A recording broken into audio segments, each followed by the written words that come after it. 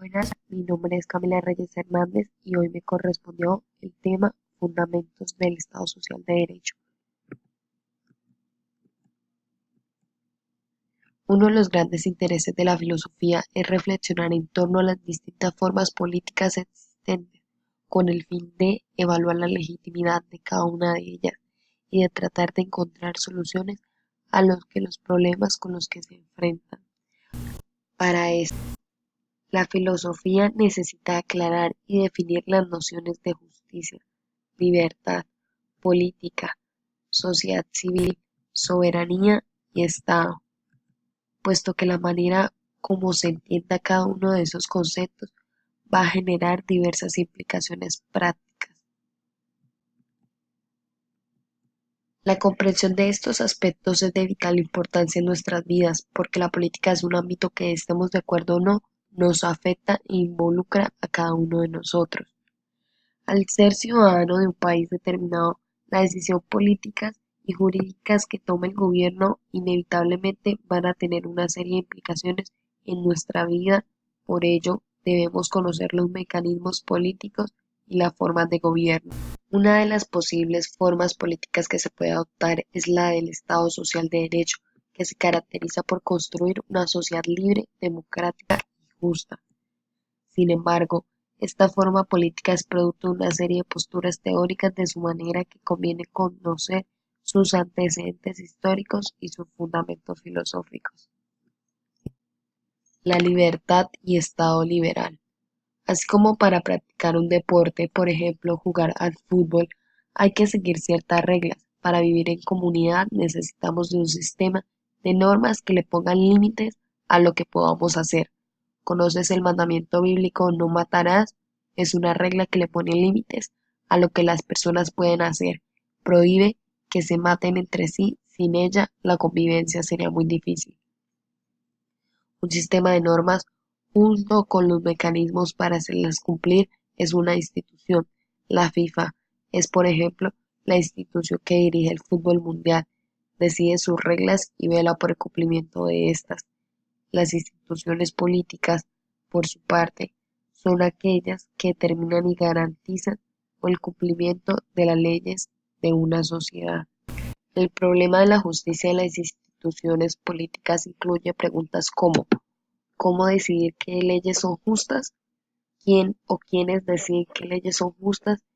¿Quién va a ser el encargado de velar por el cumplimiento de esas leyes y cuáles serán los límites de su acción? La libertad de los antiguos. Dos ciudades de la antigüedad, Atenas y Roma, respondieron estas preguntas en la práctica. La primera, organizándose bajo la forma de una democracia; la segunda, haciéndolo bajo la forma de una república. Las instituciones políticas ateniense y romanas comparten una característica muy importante. Lo que las hace justas es que todos los ciudadanos participan en la definición de las leyes y de los medios para garantizar su cumplimiento. Sus diferencias se presentan en los mecanismos de participación ciudadana. En el caso ateniense, la participación era directa. Los ciudadanos tomaban las decisiones reunidos en una asamblea. En el caso romano, las tomaban indirectamente por medio de representantes. Cabe recordar que en la antigüedad se excluía de la condición de ciudadano a las mujeres, los extranjeros y a los esclavos. La disipación del problema de la libertad en Medioevo. Con la disolución del Imperio Romano en Occidente hacia el siglo V, Europa se fragmentó en pequeños condominios cuyos gobernantes son conocidos como señores feudales. Cada uno de estos debió entonces obtener por sus propios medios todo lo que antes se suministraba el imperio. Así, el señor feudal le interesaba especialmente la tierra. Debía defender su territorio y garantizar a sus siervos la provisión de alimentos.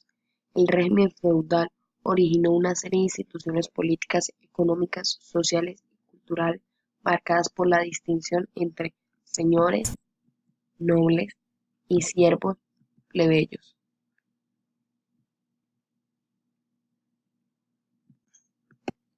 Los plebeyos estaban destinados a obedecer, los nobles a mandar. Sin embargo, Esas instituciones no eran percibidas como injustas por los plebeyos, debido a una alianza entre los nobles y la Iglesia católica que funcionaba de la siguiente forma. La Iglesia, con una fuerte influencia sobre los siervos, reconocía que los privilegios de la nobleza provenían directamente de la voluntad de Dios. Los nobles usaban su poder para garantizar que la Iglesia mantuviera su poder en Europa. En esas condiciones el problema de la libertad política ni siquiera se podía plantear. Las instituciones políticas eran justas solo si el soberano, quien las determinaba y las hacía cumplir las leyes, seguían la palabra de Dios, es decir, se cataban las condiciones de la Iglesia católica, así que la participación política de los vasallos era irrelevante.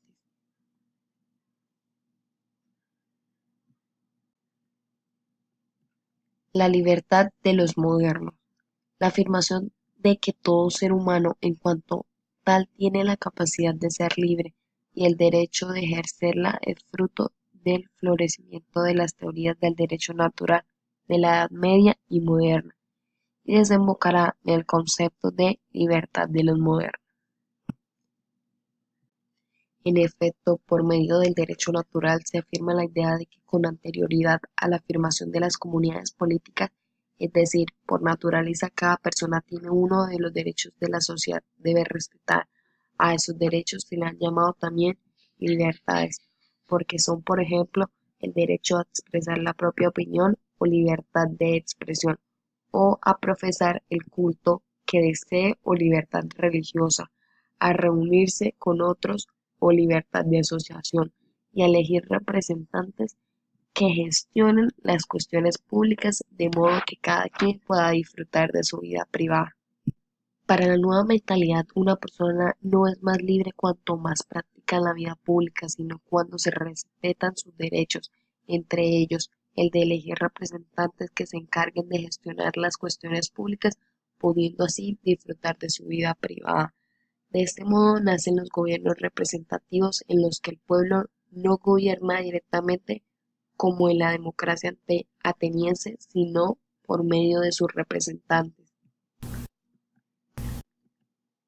Libertad positiva y libertad negativa. El filósofo e historiador Isaiah Berlin, de 1909 a 1997, propuso una distinción entre los conceptos de libertad positiva y libertad negativa. Según Berlin, la libertad positiva equivale a ser uno mismo su propio dueño.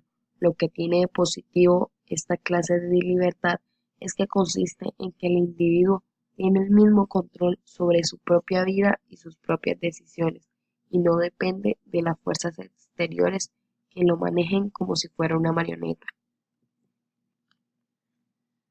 En cambio, la libertad negativa consiste en no tener interferencias ni impedimentos por parte de otras personas que le impidan al individuo llevar a cabo sus deseos, sean cuales sean. Lo que tiene de negativo es que consiste en que otros no hagan nada para impedirme hacer lo que quiero. Berlin comenta que una buena definición de libertad negativa es la que escribió el filósofo Thomas Hobbes: un hombre libre es aquel que no tiene ningún impedimento para hacer lo que quiere hacer. El individualismo posesivo. La libertad moderna es sin duda una conquista histórica muy valiosa, puesto que lleva consigo una fuerte exigencia de preservar los derechos individuales frente a posibles abusos por parte del Estado o de otras instituciones o personas. Uno de los críticos del liberalismo moderno ha sido el filósofo canadiense Ralph McPherson, 1911 a 1987. Según él, en el nacimiento de la Edad Moderna se abrió paso el individualismo posesivo, una concepción del ser humano según la cual cada uno es el único propietario de su propia persona, de sus capacidades, sin que tengamos deuda alguna con la sociedad. En este concepto, la sociedad no es considerada como una comunidad que presta su apoyo a cada nuevo individuo desde que nace, sino como una asociación de individuos propietarios, cuya principal relación entre sí es una relación mercantil. en la que se produce sobre todo un intercambio de los bienes y los servicios, y que en la cual tratará de buscar su propio beneficio particular y únicamente se preocupará por el bien general en la medida en que sea necesario para asegurar ese bien particular. Por eso se entiende que la función principal del Estado es la de proteger la libertad del individuo y la propiedad privada de los bienes. Sin negar que las ideas del individualismo posesivo han tenido un gran éxito y están muy presentes en nuestra época, hay que reconocer también que han habido otros aspectos de la modernidad que le han servido en contrapeso. Por ejemplo, las reclamaciones de muchos movimientos populares que han exigido una mayor solidaridad entre las clases sociales y una igualdad de oportunidades para todas las personas. Las insistencias de muchos grupos sociales en la necesidad de preservar los bienes públicos accesibles a todos. Además, el individualismo egoísta existe también un individualismo altruista. Immanuel Kant afirmó que los seres humanos estamos dotados de una insaciable sociabilidad. Por eso, es necesario encontrar el equilibrio entre un individualismo solidario que no responde a la realidad humana y un colectivismo que anule la individualidad, puesto que tampoco este último responde a lo que somos. El Estado liberal. El Estado surge como la institución que regula las relaciones entre el individuo y la sociedad. Su legitimidad, que sea o no sea considerado justo, depende en primer lugar de que respete y garantice igual grado de libertad para todos sus ciudadanos y en segundo lugar de que lo haga con base en conjunto de leyes claramente determinadas e iguales. En la tradición liberal, heredada de la tradición republicana, el derecho igual para todos garantiza un espacio de libertad en el que las personas puedan actuar sin temor a interferencias arbitrarias o injustas. De ahí el interés de los pensadores liberales por dar la razón de la necesidad del imperio del rey. Tal el caso de Kant en su obra La paz perpetua formula tres principios como base del sistema jurídico de un Estado moderno. Primero, el principio de la libertad de cada miembro de la sociedad en cuanto hombre. Segundo, principio de dependencia de todos respecto a una única legislación común en cuanto súbditos. Tercero, principio de la igualdad de todos los súbditos en cuanto ciudadanos. Para preservar los tres principios anteriores, dice Kant, el soberano, al promulgar las leyes, debe tener en cuenta la siguiente fórmula: lo que no puede decidir el pueblo sobre sí mismo y sus componentes, tampoco puede decidirlo el soberano sobre el pueblo. Constitucionalidad del Estado liberal. Un Estado es una constitucionalidad cuando existe un sistema de reglas fundamentales, la Constitución o nuevas normas equivalentes que limitan los poderes estatales con el fin de evitar los abusos de los gobernantes. El Estado Social de Derecho. El Estado Social de Derecho surge a partir de la revisión de los fundamentos del Estado liberal. La libertad y la soberanía. Para el filósofo inglés Thomas Hobbes, el Estado debe entenderse como un fundamento en un pacto hipotético no real, mediante el cual todos deciden entregarse a un tercero, el soberano, la totalidad de las armas y el derecho a usarlas para mantener, garantizar la paz y hacer cumplir la ley y los contratos. John Locke, 1632 a 1704, apegado a la tradición liberal moderna, afirma que en la medida en que el soberano está para cuidar las libertades individuales de los ciudadanos, si llega a violar esas libertades, se hace culpable de mayor crimen de que un hombre es capaz. El derecho a la rebelión se basa en la idea en que el gobernante es apenas un ejecutor de la ley y debe obedecerla como cualquiera. Tal idea se deriva del concepto del Estado de Derecho. Revolución industrial y crítica marxista al liberalismo capitalista.